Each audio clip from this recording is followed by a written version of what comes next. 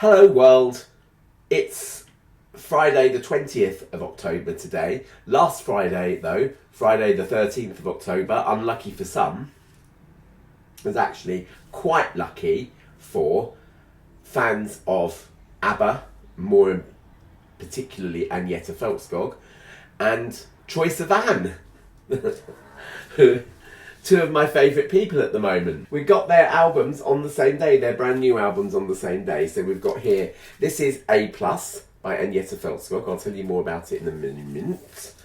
And this is Troye Sivan's Something to Give Each Other. And I am really chuffed to be able to have both of them. Let's start off with Agnetha, because I think that's the one that I think most people are going to be the most interested in. Right, now this is a remix of Agnetha's album from 2013 that was called A, and this is called A Plus. A few weeks ago, in anticipation for the said release of this, they released Where Do We Go From Here, which was like, I'm starting to get on my soapbox already. This was supposedly a brand new track from Agnetha. The guy who's responsible for reinventing Agnetha in the 21st century is a guy called Jürgen Elofsson, who's written songs for Britney Spears amongst many other people. And he's done a really superb job, especially, I'm going to say, with the 2013 album A. But Where Do We Go From Here is supposedly a brand new song.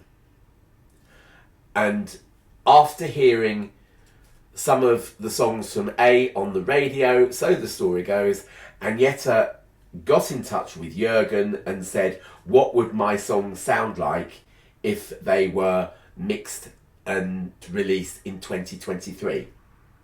And then supposedly recorded Where Do We Go From Here. Now I'm sceptical of that story. I don't think Agnetha, bless her, she's 73 now, I don't really think she gets out of bed for, just the odd song. I think if it was a whole project that she could get involved in, I think she'd do it. But I actually think that this Where Do We Go From Here sounds more like it was recorded in 2013. Sounds more like a spare track that they had left over and that perhaps they could release it now. Maybe they weren't so fond of it back in 2013, but they've warmed to it a bit more over the 10 years, whatever, and said, okay, well, let's do that one then. We won't appear in a video, says Agnetha, so we'll get an animated version of a much younger, Barbie-esque style Agnetha. And I think, good on them for doing that. But I think, until I see actual documentation that says on the X day of the X month in 2023, Agnetha entered the recording studios along with the band, and recorded this song, I'll be sceptical. I actually really do genuinely think it's an outtake from the 2013 sessions. Certainly doesn't sound like the rest of the songs that are on A+. A Plus doesn't sound bad. I think taken as a whole, and when I say taken as a whole, I don't mean play one side of an LP, get up, turn it over, play the other one. No, put the whole thing on as a playlist, and I think you'll be pleasantly surprised. Your lounge will turn into continental jazz bar, with a few synthesizers spluttering around here and there, and it's okay. It won't offend you. It'll sound quite pleasant. However, when compared with the songs on A, all right, that's where things start to go pear-shaped. Because A itself is such a good album and doesn't really need updating. I think if you were to put it on, I know that I'm 50 odd now, I'm 55, folks, and yeah, I've not really got my finger on the buzzer of pop music as such. But to me, A from 2013 still sounds modern, not out of place were it to be released today, as we know from Where Do We Go From Here, which actually fits into the A mould more than the A plus mould. Right? What have they done to A plus then? Well, first of all, they've completely thrown it out of order. People get used to the way albums sound, and if you throw them out of order, it can be quite disconcerting, I think, at least at first. There is the story about how the song layout for Sergeant Pepper, for example, was not originally the song layout that we know, and when the 1987 release was introduced, it was all very exciting. It was all modern digital technology, and you could play the tracks in any order you liked. So you could reprogram your hardware to play Sergeant Pepper in the order that they'd originally intended it, except that it sounded weird and odd, and of course there was that little jump and skip between the CD actually sort of playing it in a different order. But that's by the by. That's by the by. People get used to how track orders sound. Believe it or not, the best producers, like Jürgen Elofsson, spend a lot of time working out the track order. And in these days of digital, you haven't got the physical format to worry about so much. This vinyl thing, yeah, people will buy it, but a lot of people won't even play it or won't even have the means to play it. And of course, they'll sell a lot more digital copies. And with digital, you haven't got the worry about, oh, on side one, I've only gonna have 3.5 minutes left unless I swap this track with this track, and so on and so forth. So first of all, it's out of order. Where Do We Go From Here is track 1. It's a very strong track. I really like it. I even like the video. You can watch that on YouTube. Cal Surprise. And then the track order goes totally pear-shaped from the rest, from the original album. Right? There are some good songs on here, none of which I would say are an improvement over the original.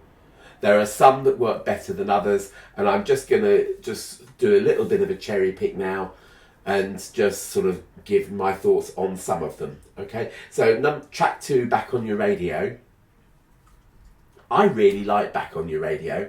I read a slightly disparaging comment about it on Facebook, and some contributor decided that he prefers Back on Your Radio. It sounds a bit mundane on A. I don't agree. I really like the version on A. I think it's really good. I think it works well as a remix.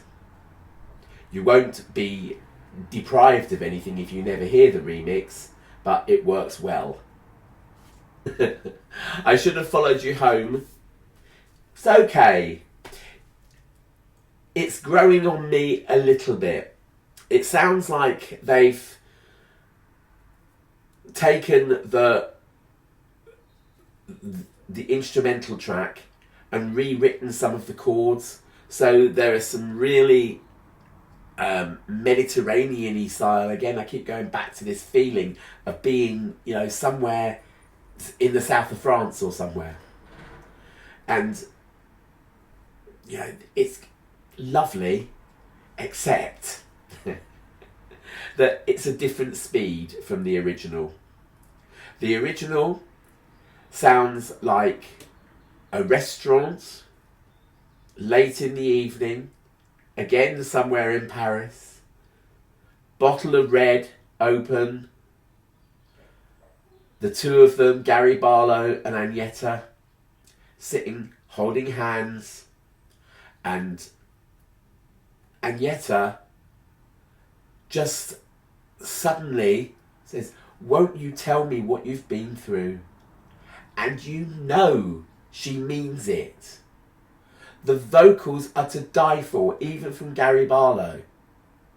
In Take That, I always thought that Robbie Williams got the best songs.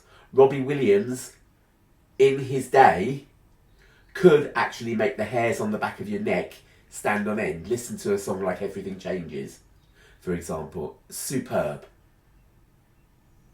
Gary Barlow, a little bit more pedestrian, but even he has delivered a corker of a vocal for A.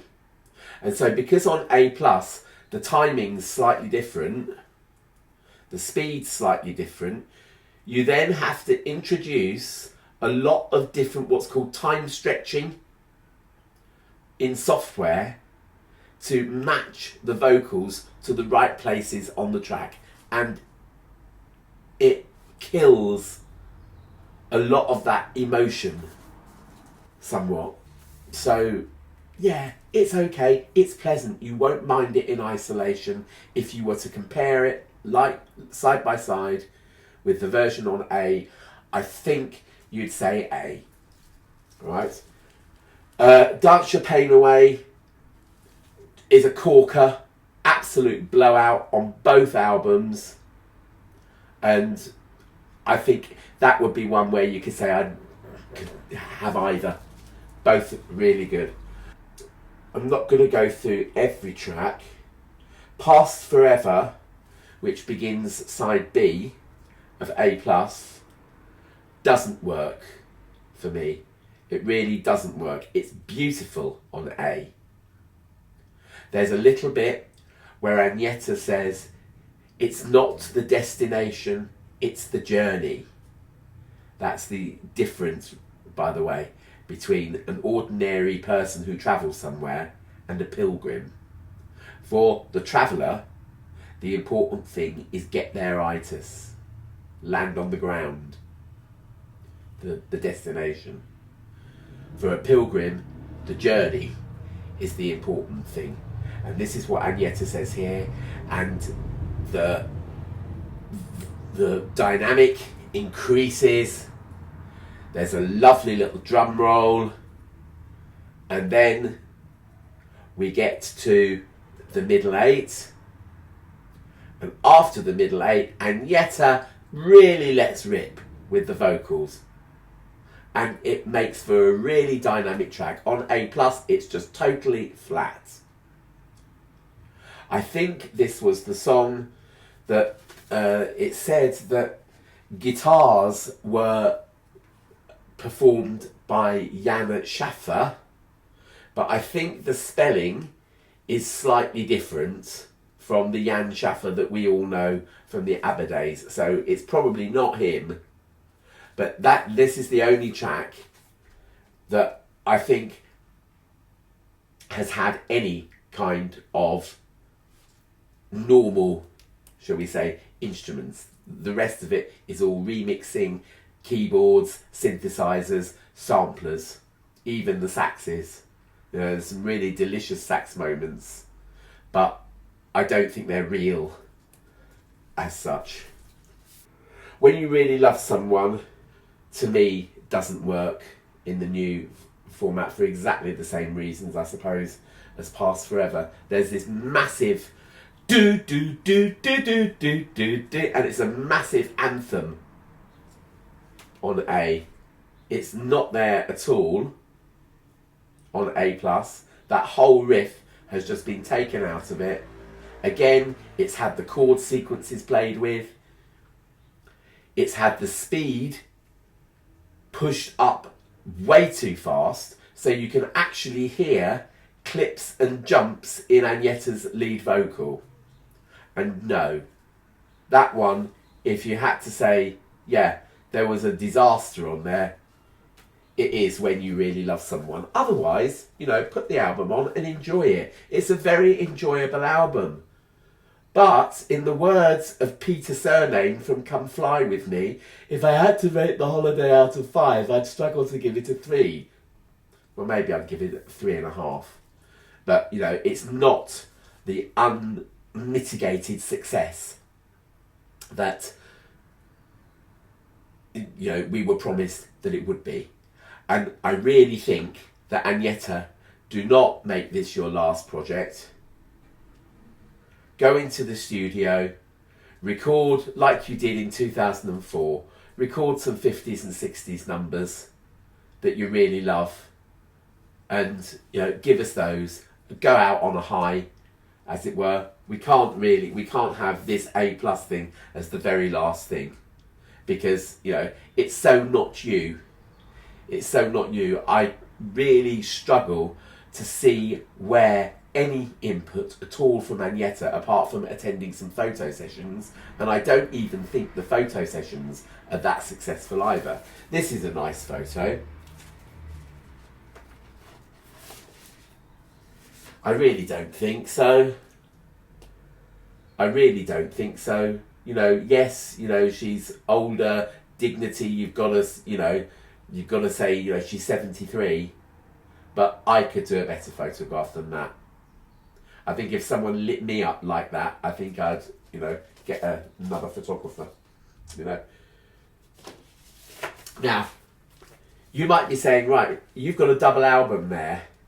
Well, A+ is on one album, on one single album, as in side A and side B, and A is on side C and side D. I opted to get the deluxe vinyl because I didn't have a vinyl copy of A before. Okay, the pressings on these are good, particularly A+, in that it's really quiet. Side 2 of A has one of those really annoying clicks on it halfway through that sort of coincides with the beat of the song. So it's click, click, and it's absolutely regular as clockwork and is a little bit disappointing. I haven't cleaned these yet. It's clear vinyl. It looks very odd when spinning round on your turntable. I will just try and demonstrate this. This has not been thought through very well, this video. I'll jump to my mobile phone, open the camera. It's weird. It's very weird. Of course, the album is playing at correct speed, but whatever they've done, it's just so strange. You can't look at it for too long.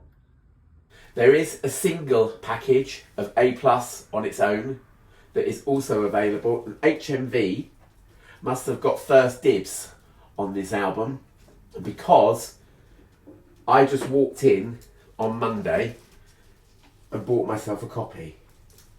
But people are having trouble, even the Agnetha Volkskrog's official store are having trouble getting the supplies out to people. But hopefully by next week they should have their copies, and hopefully we'll see it chart. It would be nice for it to chart. Talking of charting, in other news, I just had a look at the top 100 in the UK today just to see whether or not either Troye or Agnetha would be featured in it, and no, they're not.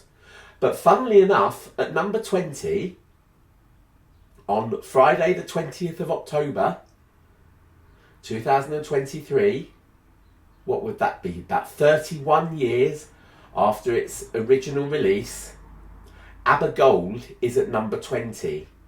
It has spent over 1,100 weeks on the UK chart since 1992. So also in the charts, in the album charts this week, making reappearances are Beatles number 1, Fleetwood Mac Rumours and Queen Greatest Hits, all of which have spent over 1,000 weeks at number 1, or not at number 1, but on the UK chart. But none of them have spent as long as Gold on the UK chart. That's despite Fleetwood Mac Rumours being released in 1977. And as I say, Gold released in 1992. So that is just a measure of how popular that album is.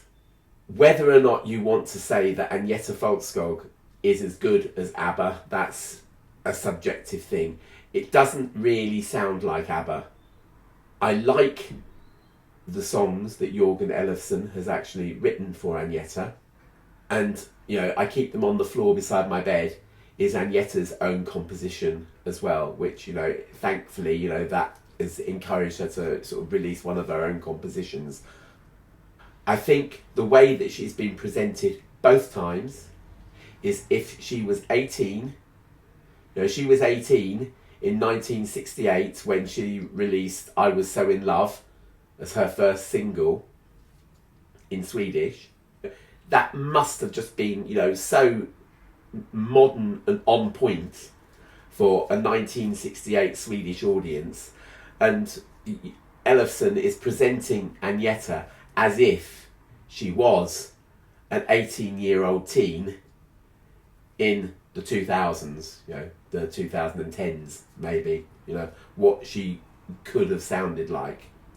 All of the trademarks of Agnetha's very special vocal delivery, all of the subject matter that would appeal to Agnetha in particular is there in spades, but just in a more modern concept. And I really like it. I think that A itself is fantastic, but I don't think that A+ is a major improvement. Have I said enough about Agnetha? Probably. When I was growing up, one of the things that I am most proud of is the fact that I was an ABBA fan ever since I was about 8 years old. Ever since I could put a record on myself and play it. First of all, it was the Wombles. That lasted until I drove everybody insane playing the same album over and over again. Then, when it was my uncle's birthday, we put our pocket money in to buy him Arrival.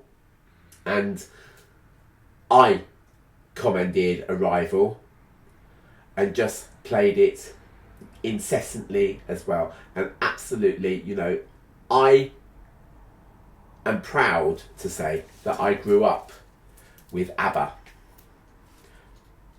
as a very young boy. Okay, as a very young boy, I was also growing up gay in the 1980s. Growing up gay in the 1980s meant an awful lot of shutting your mouth, not really saying what you thought, being frightened of either being rejected or being beaten up or both, and just listening to homophobia on an almost daily basis coming out of the media, coming out of Margaret Thatcher's mouth, coming out of the law. Clause 28, don't forget, 1987 I think that came in and wasn't officially gone from the statute books until 2003. Tony Blair had had a whole term in government before he managed to get that one gone. He'd invaded Iraq before he managed to get that one gone. All right. So, although I had the immense thrill of growing up with ABBA, I never had the role models really that gay kids are growing up with today. And yes, we had Bronski Beat and the Communards which were essentially a mutation of the same group in the 80s. It was all a bit militant. Today I am a very political animal, but back in my teens, I perhaps wasn't as political as I should have been. Yeah, I've got a lot of regrets about sort of having the best part of the 80s pass me by, but also the worst part of the 80s. We had AIDS. It was awful, and nowadays kids have fantastic role models to grow up with. One of them being Troye Sivan. Troye Sivan, who actually sings about romances and sort of just normal times between partners. He uses the term he and boy an awful lot. And it is so lovely. It is so lovely. As I say, it's one of those things. I don't know if anyone else has ever had the feeling of something being so lovely that it is painful in the extreme to kind of be exposed to it for so long. He's been doing YouTube interviews, obviously in promotion of this LP. And, it's been lovely to hear him chatter and talk, and it's just so normal nowadays for many, many people. I appreciate that there are still countries in the world where being gay will get you the death penalty. There are other countries where it's sort of life imprisonment for aggravated homosexuality or whatever. That means doing it more than once, I think. And yeah, we've got a hell of a lot of work to do. But kids growing up in the West, in Europe, not so much America, because there's still a huge amount of prejudice in America, but in Europe and the UK, it's just so normal now. And I'm so grateful that I've seen it happen in my lifetime, and I'm so grateful to this bloke. To put it flippantly, he's doing the Lord's work. All right. So do we want some standout tracks from this before I get too maudlin?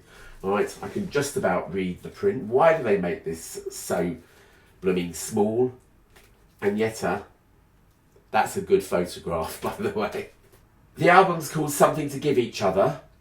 It comes from the last track on side 1 of here. It's called In My Room, and it's featuring some Spanish name that, even though I do know a little bit of Spanish, I'm not going to try and say. Shall I have a go? What is it? Guitarrica de la Fuente. Guitarrica de la Fuente. Something like that.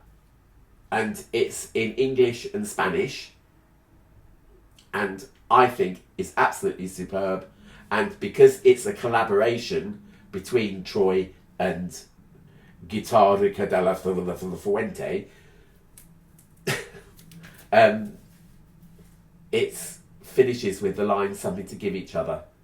I haven't looked too deeply into what the Spanish translation means, but it's like a collaboration. I think two gay artists collaborating and doing something together, and we've got something to contribute to each other's musical styles. Rush is the kick-off single from this LP. It's been out for a couple of months now, and it's brilliant. Very, very catchy. What's the Time Where You Are, I think, is brilliant. He said that it was about the beginnings of a relationship where, how you just ask each other really stupid questions just to keep the conversation going, to keep that flow of messages going, because you're so enraptured and caught up with each other. And I really like that idea.